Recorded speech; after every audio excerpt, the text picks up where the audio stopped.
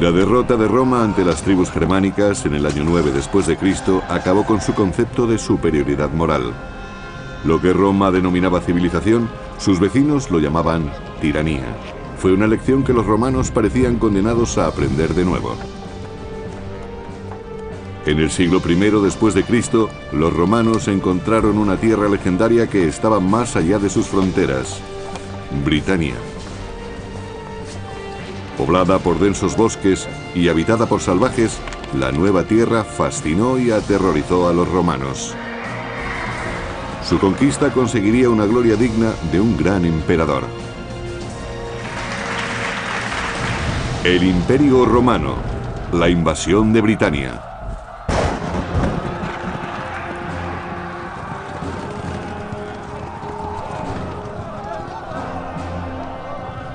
Durante 6 siglos, el Imperio Romano dominó el mundo antiguo. En el siglo IV después de Cristo, Roma se extendía desde Arabia hasta la costa del Mar del Norte.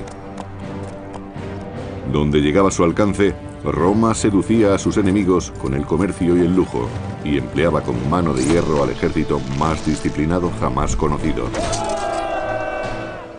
Los romanos creían que llevaban la civilización a lugares remotos. Estaban orgullosos de su gobierno, que era su auténtica fuerza, y creían que Júpiter era la fuente de su poder. Los romanos creían que los dioses otorgaban su poder al emperador, aunque no todos lo merecían. En el año 41 después de Cristo, el emperador Calígula hizo estremecer a Roma. Calígula parecía un niño consentido y puede que además padeciera alguna enfermedad mental. Se cuenta como ejemplo que nombró cónsul a su caballo y que si construía puentes era solo para que él pasara con su carro sobre ellos. Hacía cosas muy extrañas para demostrar su poder. Muchos de los que le rodeaban empezaron a sentirse en peligro. El emperador era excesivamente inestable y paranoico. Por decirlo claro, estaba totalmente loco. Miembros de la Guardia Pretoriana, una milicia de élite, decidieron que Calígula debía morir antes de que se volviera contra ellos. Y una tarde, actuaron.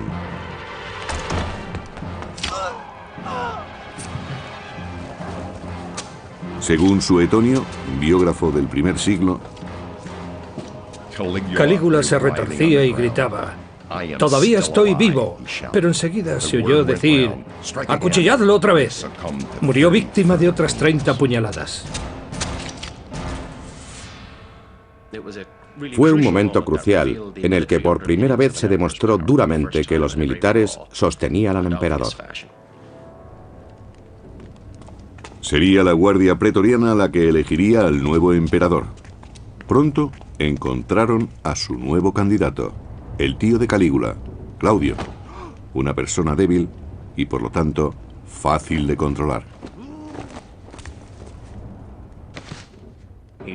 Babeaba, tartamudeaba y tenía tics nerviosos. Es posible que la única razón de su supervivencia fuera que nadie le tomaba en serio. Seguros de su elección, los pretorianos proclamaron a Claudio emperador del mayor país del mundo. De niño, sus mayores decidieron que no recibiría formación administrativa ni militar.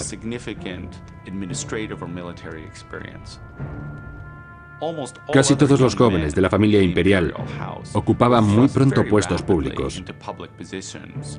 Pero ese no fue el caso de Claudio.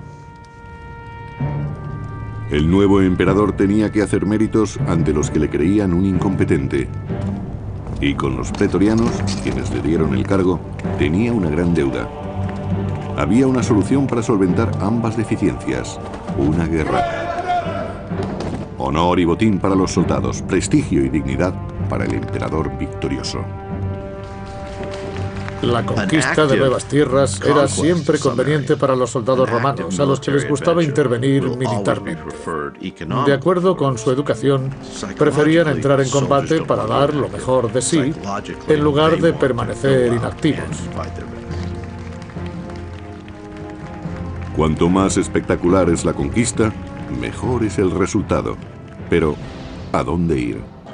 La respuesta del emperador Claudio fue tan atrevida como inesperada: Britania, la bravía y remota isla que había derrotado a Julio César hacía casi 100 años. El hombre que la conquistase lograría más fama que el mismo César. Para dirigir la expedición, Claudio eligió a Plaucio, famoso senador y jefe militar. Condujo 4 legiones por una tierra peligrosa en la que los soldados se sentían inquietos y temerosos.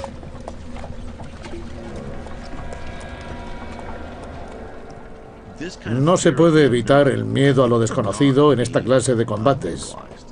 Existía el temor entre los soldados de que al otro lado del canal tuvieran un arma desconocida que acabase con todos ellos sin poder hacerle frente. Circulaban rumores sobre la temible magia de los druidas, sacerdotes de la secreta religión de los britanos. El sabio Plinio el Viejo nos relata: Britania está fascinada por la magia. El monstruoso culto druida profesa que asesinar a un hombre es prueba de devoción y que comer su carne resulta provechoso. Los sacrificios humanos horrorizaban a los soldados e hicieron que el emperador Claudio prohibiera el druismo.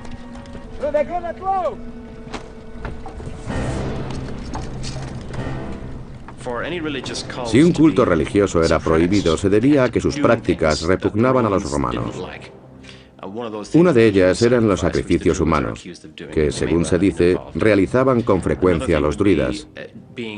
Además estaban las fuerzas desestabilizadoras políticas y sociales. Política y magia, una combinación mortífera. Prudentemente, los romanos partieron desde la playa de Rutubiae, la actual Richborough, hacia el Támesis, el río que bordeaba las extensas tierras de la poderosa tribu Catubelauni.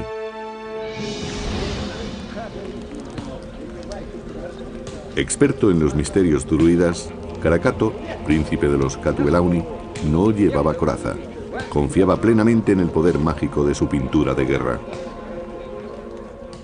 Según parece, Carataco fue instruido en el arte de la magia por los druidas durante mucho tiempo, aproximadamente unos 20 años, para que aprendiera a leer los textos, poemas y oraciones de la magia. Los magos druidas capitanearon la rebelión contra Roma. Iban libremente de una tribu a otra pasando información del enemigo y reclutando nuevos guerreros. Los druidas no eran intermediarios entre la gente y los dioses, sino jueces y líderes, personas con las que había que contar. Ellos hacían sentir su poder en casi todos los aspectos de la sociedad celta. Togodumnus, hermano de Carataco y caudillo del reino vecino, apoyó la resistencia con sus soldados. Combinando sus fuerzas, se enfrentaron con suprema confianza a los romanos.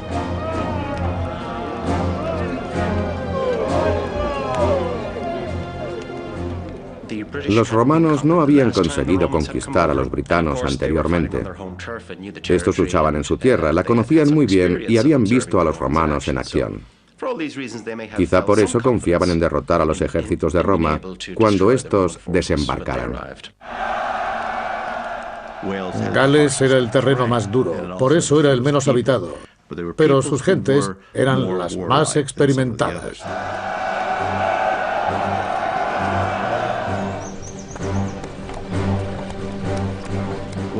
Los soldados estaban acostumbrados a combatir en formaciones muy largas, flanqueados por tropas auxiliares. Combatían a campo abierto y les funcionaba. Tuvieron éxito en África del Norte, en Oriente Medio y en las Galias, pero no les fue tan bien en Germania, y desde luego no consiguieron buenos resultados en Britania. De acuerdo con Dio, historiador del III siglo, los bárbaros se refugiaban en los pantanos y en los bosques a la espera de que los invasores se desgastaran con intentos fallidos.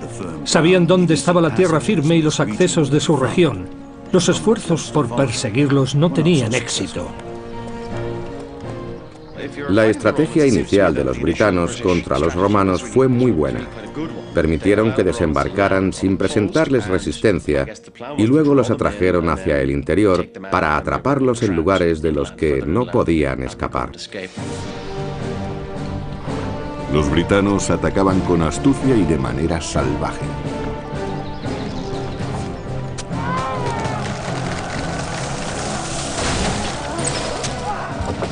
La disciplina de los soldados romanos es muy conocida, está bien documentada. El hecho de que resistieran organizadamente en medio de las batallas más duras es algo que demuestra su profesionalidad, buen liderazgo y entrenamiento. Fueron los mejores soldados de su tiempo y quizá de toda la historia. Combate tras combate, Plaucio sufrió humillantes derrotas, pero no por ello se desalentó. El ejército romano era ante todo paciente. En Britania la cuestión no era conseguir una victoria inmediata, se trataba de una campaña. Y las campañas eran siempre largas.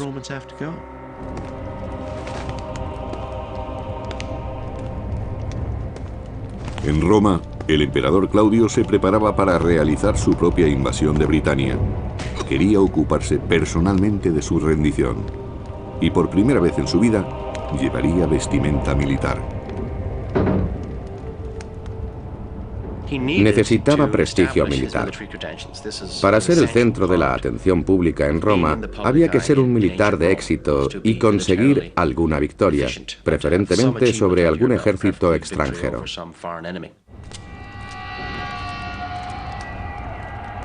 Claudio se propuso derrotar a los bárbaros con el arma más destructora e imponente del mundo clásico: los elefantes de combate. Ellos anunciarían la gran entrada del emperador. Claudio quería que los britanos se humillaran ante el todopoderoso ejército de Roma para reclamar luego su parte de gloria.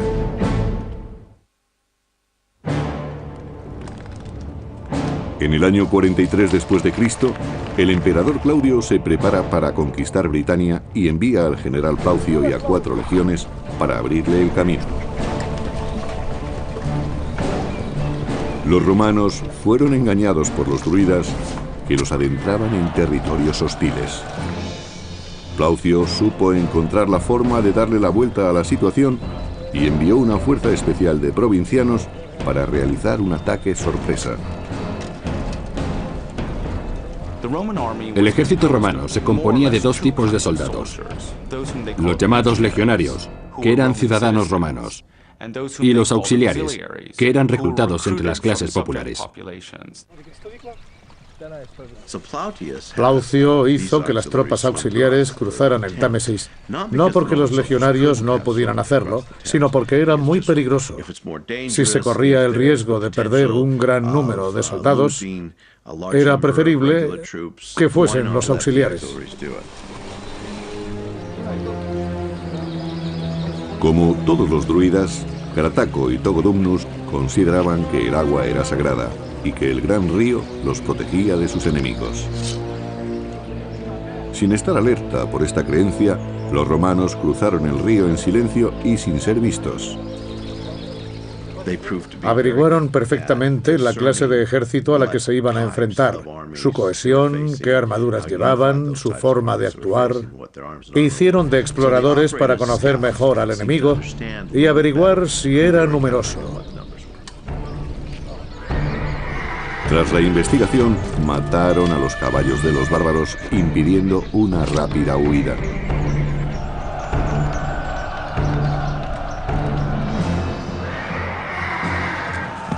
Solo entonces, Plaucio mandó que el grueso de su fuerza atacara.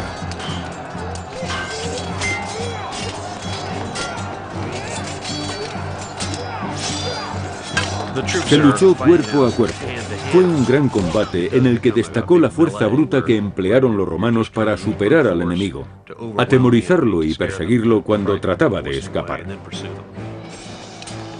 Al segundo día, la batalla se inclinaba a favor de los romanos. El ejército romano salió triunfante y siguió con fuerzas para combatir de nuevo, mientras que sus enemigos tuvieron que soportar la presión de las pérdidas causadas por Roma.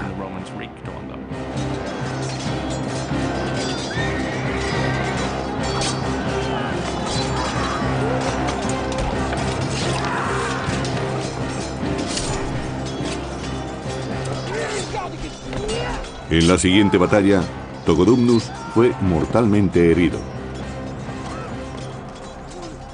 Atemorizados, los supervivientes se refugiaron en los pantanares. Las familias de los dirigentes druidas se enfrentaban a una nueva realidad. La noticia de la catástrofe había sembrado el pánico y el deseo de huir. Carataco debía escapar con su familia o sería humillado y esclavizado por los romanos.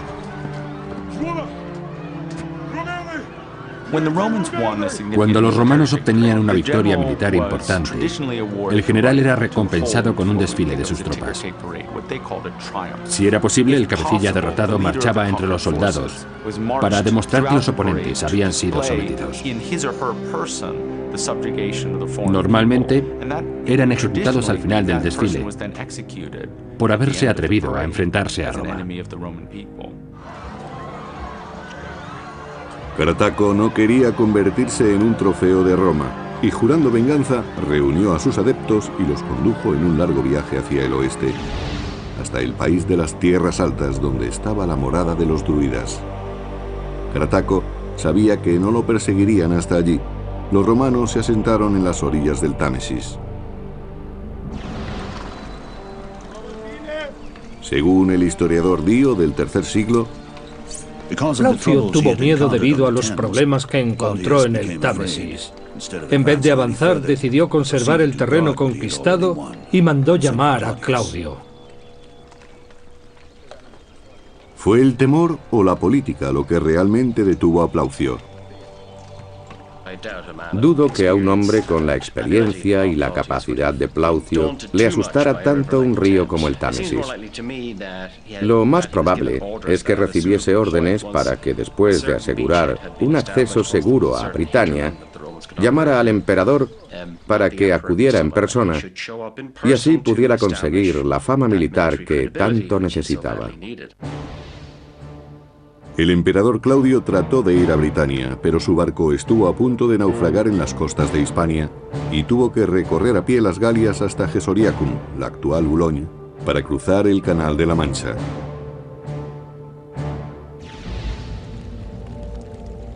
Llegó cuando la campaña militar estaba en sus últimas fases.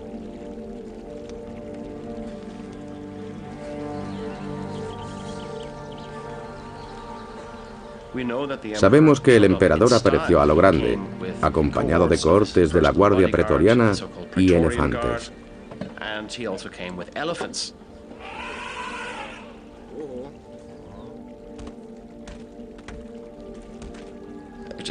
Estos no eran animales nativos de Britania ni de ninguna parte de la Europa occidental. Utilizó a los elefantes para anunciar su presencia.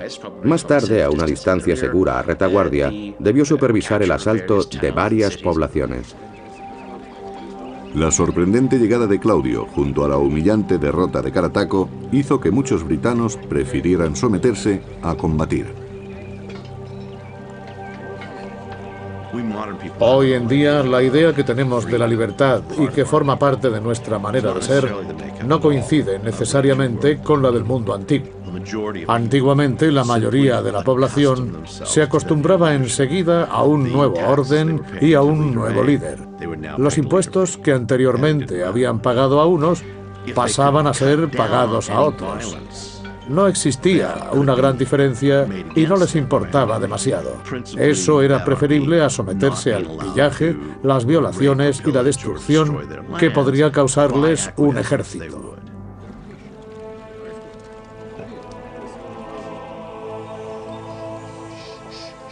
Había que luchar contra los romanos o colaborar con ellos. En Brigantes, un reino del norte, esta decisión resultó muy controvertida y fue tomada por su poderosa reina Cartimandúa. Los britanos no tenían inconveniente en ser gobernados por mujeres de carácter fuerte. Estas mujeres debieron acceder al poder por su relación con grandes hombres. Más tarde conseguirían el apoyo de su gente por su gran personalidad y por su carisma. Venutius, el marido de Cartimandúa, sabía lo que los brigantes debían hacer, pues se oponía con todas sus fuerzas a la ocupación romana.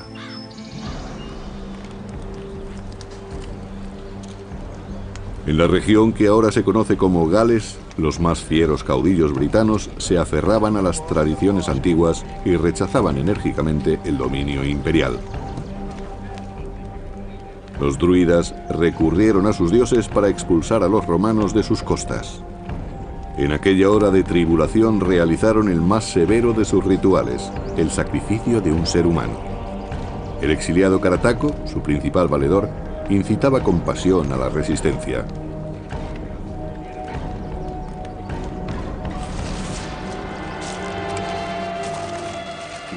Logró aunar la voluntad de varias tribus muy dispares para resistir al invasor y creó un movimiento contra Roma.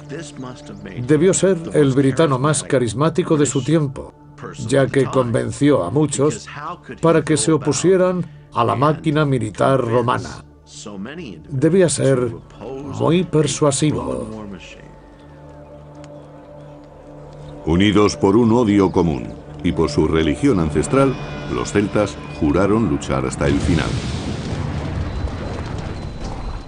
La victoria había conseguido que los romanos recuperaran la confianza. Ya no temían a los britanos, pero no sabían que lo peor estaba aún por llegar. En el año 43 después de Cristo, el emperador Claudio proclamaba la victoria en Britania al mismo tiempo que las fuerzas rebeldes de la isla aumentaban.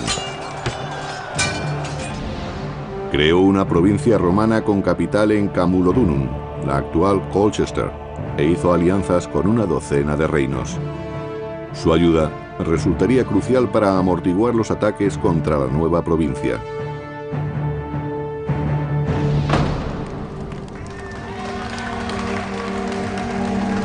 Después de solo 16 días en Britania, Claudio regresó a Roma. Había estado fuera 6 meses, pero contaba con una posición muy diferente, pues regresaba convertido en conquistador.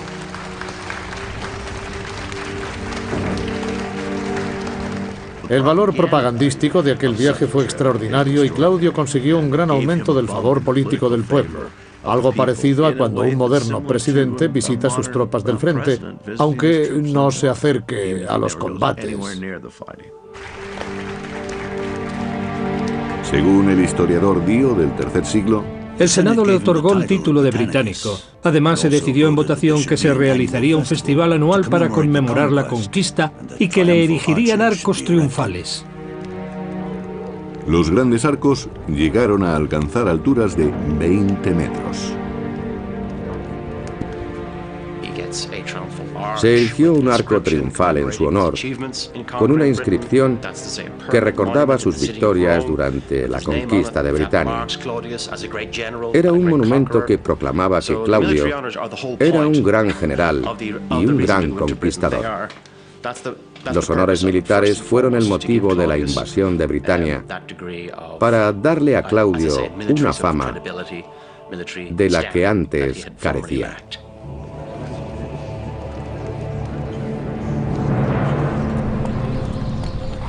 Para Plaucio, a quien el emperador había nombrado gobernador de Britania, la celebración fue demasiado prematura. Siempre que los romanos salían de su recinto de seguridad, eran atacados por una organizada guerrilla dirigida por Carataco, el caudillo rebelde.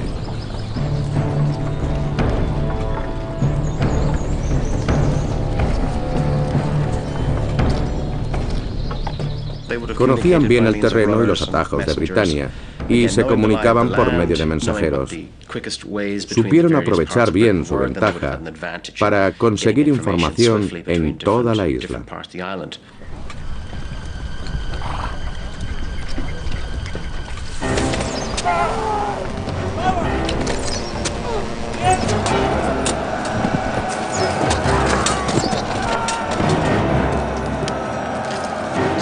Algunas de las mayores emboscadas de la historia se realizaron simplemente arrojando troncos o piedras contra los soldados que marchaban por la falda de una montaña.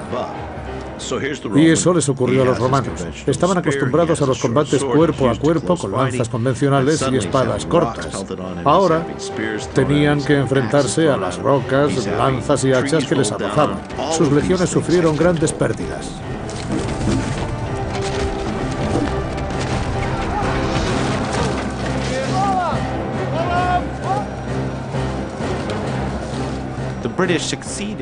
Los britanos conocían bien el terreno que pisaban y eran arengados por sus caudillos, que les decían que debían derrotar a los invasores.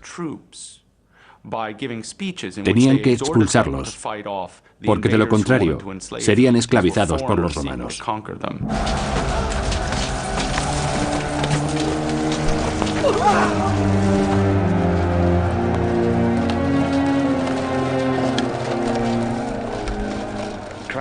Carataco combatió eficazmente mediante guerras de guerrillas, así denominadas actualmente. Los romanos debieron llamarlas terrorismo o insurgencia. Dieron grandes resultados. Con frecuencia, tras una incursión, los rebeldes se dispersaban en el bosque. Plaucio debía eliminarlos si no quería ver cómo destruían su nueva provincia. Los oficiales romanos tuvieron que tomar decisiones que no estaban escritas en ningún manual de entrenamiento y que nadie les había enseñado antes. Había que adaptarse al terreno y a las tácticas de guerrilla de sus oponentes y no querían verse derrotados. En el año 45 después de Cristo, Plaucio inició una campaña. 3 legiones marcharon hacia el sur, el oeste y el norte respectivamente.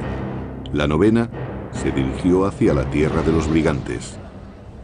Los brigantes controlaban el norte, un importante colchón amortiguador contra otros bárbaros. La cooperación con la reina Cartimandúa era fundamental.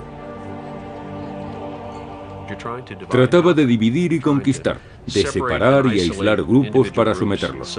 Con ese objeto, los aliados locales proporcionaban una gran ventaja. Cartimandúa aceptó la oferta imperial. Después de todo, con una legión ante sus puertas, sus alternativas eran muy limitadas. ¿Qué ventaja obtendría el pueblo si la elección era entre colaboración y destrucción en lugar de libertad y conquista? Para Cartimandúa la alianza le permitiría seguir en el trono y no tendría que arriesgarse personalmente, como si hubiera decidido oponerse a los romanos. Venutius, el esposo de la reina, no fue el único que se opuso enérgicamente a su decisión. Los romanos obtenían ventajas con las alianzas. El problema residía en la división de opiniones, como el caso de Cartimandúa, que tuvo que enfrentarse a su esposo. Venutius tuvo que contenerse y por el momento acató la voluntad de la reina.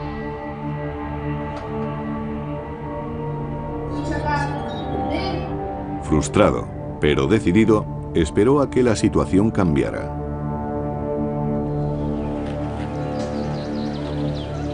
Mientras, los romanos invadían el país sometiendo a un pueblo tras otro. Lo más importante para un gobernador romano era mantener el orden, sobre todo en una provincia nueva. Tenía que establecer vínculos con los habitantes y por tanto resultaba favorable cualquier tipo de actuación que mantuviera al pueblo contento con los romanos. Los romanos tratarían bien a los que cooperasen. De lo contrario, el castigo sería muy rápido. A los prisioneros se les enseñaba el significado de la justicia imperial a punta de espada. Pero por todas partes surgían rebeldes contra el poder romano. Los legionarios también encontraron personas que cooperaban. Lentamente iban ganándose la voluntad del pueblo a la vez que ampliaban los límites de Roma.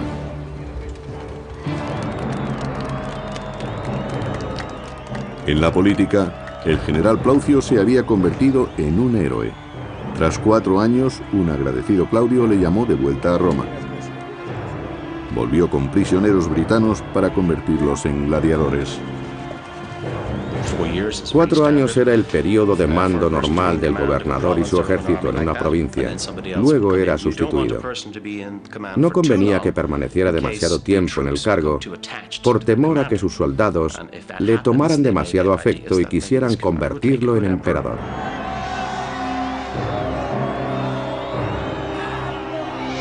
De acuerdo con Dio, historiador del siglo III, en las luchas de gladiadores participaron muchos hombres, incluyendo cautivos britanos. Plaucio, orgulloso de ello, empleó a muchos en este espectáculo. Los sangrientos deportes circenses servían a los romanos para reafirmar su superioridad. Los bárbaros no eran más que polvo a pisotear.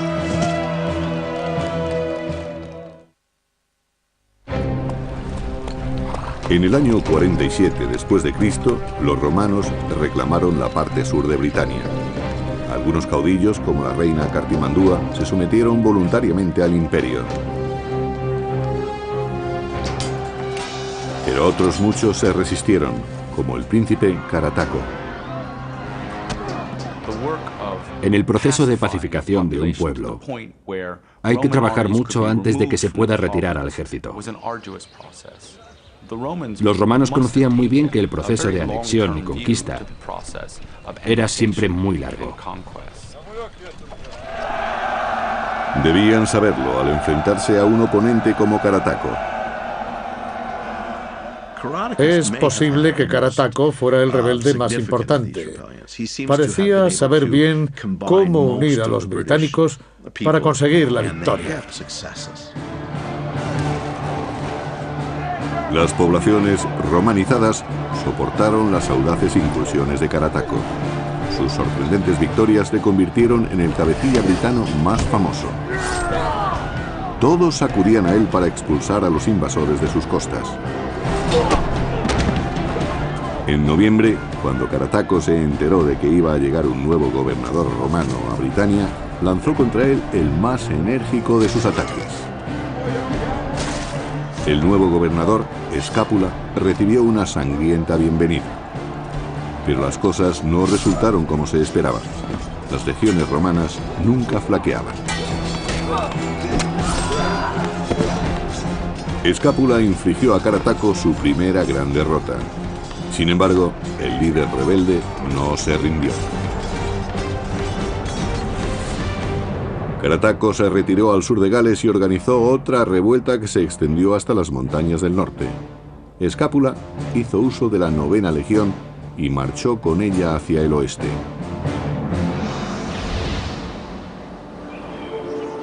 Pero todo lo que encontró fueron mujeres y niños. Los rebeldes habían desaparecido. La rebelión en Gales prosperó, igual que casi todas las rebeliones galesas de principios del periodo moderno, sencillamente porque resultaba difícil encontrar a los rebeldes.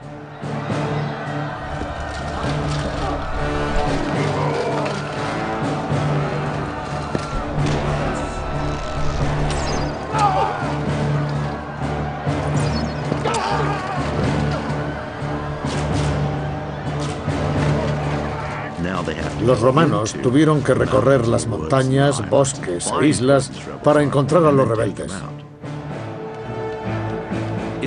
La situación no era muy distinta de la que los soldados americanos se encontraron en Vietnam, donde tuvieron que combatir en la jungla. Habían sido entrenados para combatir en otra parte. Y el enemigo sabía perfectamente cómo confundirse con el paisaje que lo rodeaba. Escápula arrasó los escondites enemigos, destruyó sus poblaciones y presionó con sus ataques. Pero a sus espaldas, una segunda rebelión estaba en marcha. En los bosques de Brigantes, los druidas empezaron a conspirar. Cuando las gentes de Brigantes vieron que los romanos se dirigían a Gales, decidieron aprovechar la oportunidad. Si los romanos estaban ocupados, les causarían problemas a retaguardia. y si los atrapaban entre dos frentes, podían derrotarlos. Para que esta segunda rebelión tuviera éxito, resultaba vital la participación de un noble, Venutius, el marido de la reina Cartimandúa, aliada de Roma.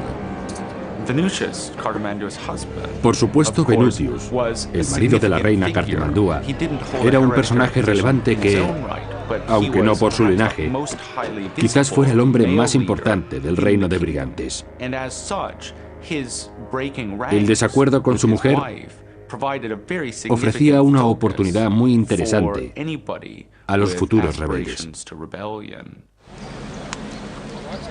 Los nobles rebeldes hablaron de Venutius y de su lealtad. ¿Quién, después de todo, se beneficiaría más si su mujer, la reina, era depuesta? Pero infravaloraron la astucia de Cartimandúa. La reina tenía espías en todas partes y a través del criado de su marido, supo entonces que los mejores guerreros estaban con ella. Desesperada, recurrió a Roma. Los reyes y reinas que colaboraron con Roma lo hicieron porque habían llegado a un acuerdo. En caso de necesidad, Roma acudiría en su ayuda. Ese era el acuerdo vigente. La reina mandó un mensajero romano a Escápula diciéndole que debía regresar cuanto antes a Brigantes para hacer honor a su compromiso de protegerla. El momento no podía ser peor para Escápula, pero no tuvo más remedio que abandonar Gales y marchar con su 9ª legión a ayudar a la reina. Su marcha brindó una nueva oportunidad a Carataco. Ante la retirada de los romanos, muchos guerreros de toda Britania se unieron a Carataco. Apoyados por sus creencias, llevaron consigo sus armas y sus familias. Esta vez, la resistencia no se escondería. Carataco ordenó a sus hombres que construyeran fortificaciones, según nos cuenta Tácito, historiador clásico de la corte. Escogió un lugar muy favorable a sus intereses y perjudicial para los nuestros. Sus fortificaciones estaban muy bien defendidas.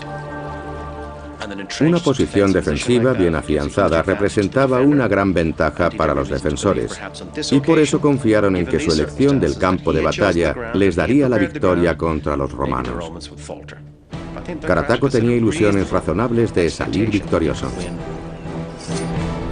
Era la última esperanza de que Britania siguiera siendo independiente.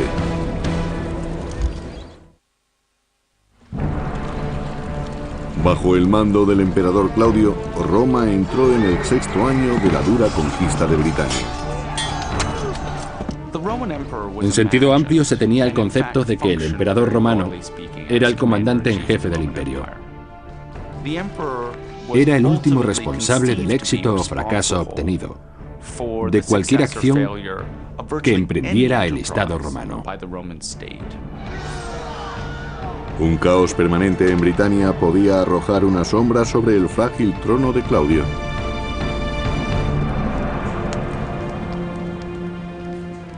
Cartimandúa, la reina vasalla del norte, había solicitado que Roma la defendiera contra una rebelión interna. Ella y sus defensores se refugiaron en una fortaleza a la espera de que el general Escápula acudiera en su auxilio. En poco tiempo, Escápula sofocó a los rebeldes y devolvió el poder a la reina. Este hecho hizo que el consorte real, Venutius, deseara con más fuerza sublevarse contra los romanos.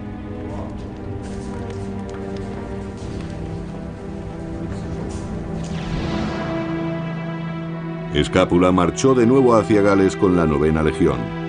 Ansioso por acabar con Carataco, dobló el número de tropas de complemento, ordenando que la 20ª legión fuera también a Camulodunum. En el año 50 después de Cristo, con el honor del imperio sobre sus hombros, Escápula dirigía un ejército con miles de los mejores soldados contra un enemigo muy experimentado y resuelto. Puede que un hombre como Escápula hubiera podido persuadir a Claudio de que se podía aceptar un fallo bajo circunstancias tan particulares.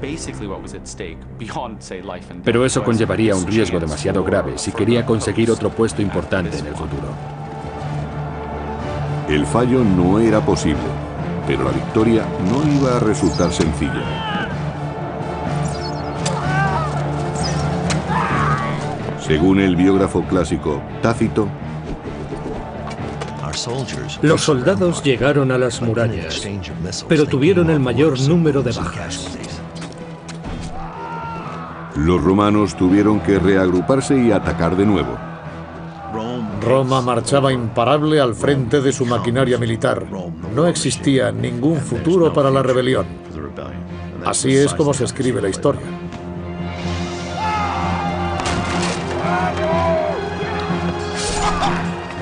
Estaban ansiosos por acabar con los gitanos definitivamente. La fiereza del ataque romano fue tal que los bárbaros acabaron siendo derrotados. Los que tuvieron más suerte murieron pronto, los demás fueron capturados. A los prisioneros les aguardaba la humillación, la esclavitud y una muerte ritual. Horrorizado, Carataco fue informado de que su mujer estaba entre ellos. Pero Carataco escapó y sorprendentemente llegó hasta el reino de los brigantes, a pesar de que su reina, Cartimandúa, era aliada de Roma.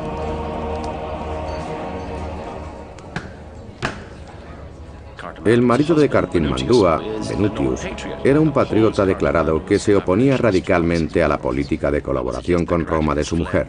Yo diría que Carataco acudió a Venutius con la esperanza de conseguir su apoyo y hacer que la reina cambiara de opinión.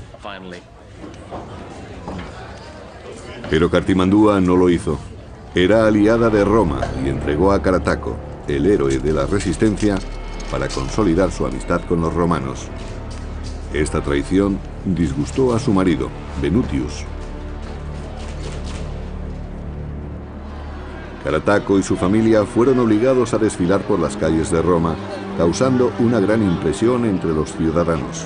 Según el historiador clásico Tácito, la reputación de Carataco había llegado hasta la misma Roma.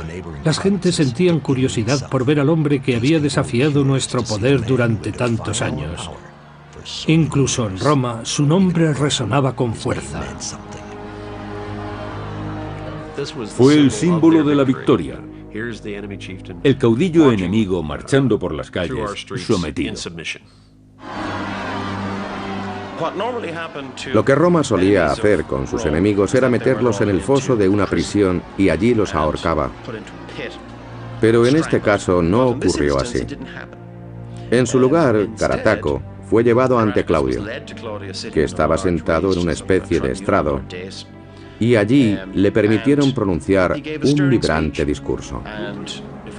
Si hacemos caso de Tácito, dijo que estaba obligado a resistirse a la dominación de Roma y que si Claudio le permitía vivir, sería una muestra de su clemencia. ser clemente implica superioridad, y así era como se veían los romanos, como seres superiores.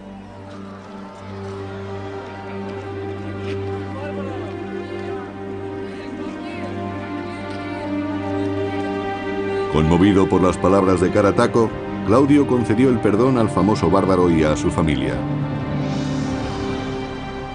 Probablemente se retiró a una villa cerca de Roma, donde viviría el resto de su vida en un confort relativo y, por supuesto, sin libertad. En una jaula de oro. La integración de Carataco había sido completada al fin. La romanización de Britania no fue pacífica. Al cabo de una década surgieron nuevas sublevaciones con Venutius al frente. Incluso un siglo más tarde, algunos pueblos seguían sin ser romanizados. Britania no fue romanizada del todo. Estaba demasiado lejos. Los romanos tuvieron que construir la muralla de Adriano para controlar a los invasores del norte. Resultó difícil de defender y la abandonaron. En Britania no quedó mucho de la dominación romana. Conquistada para ensalzar la reputación de un emperador, la isla proporcionó recursos durante siglos. Y cuando Roma se derrumbó, Britania fue la primera en volver a su estado bárbaro.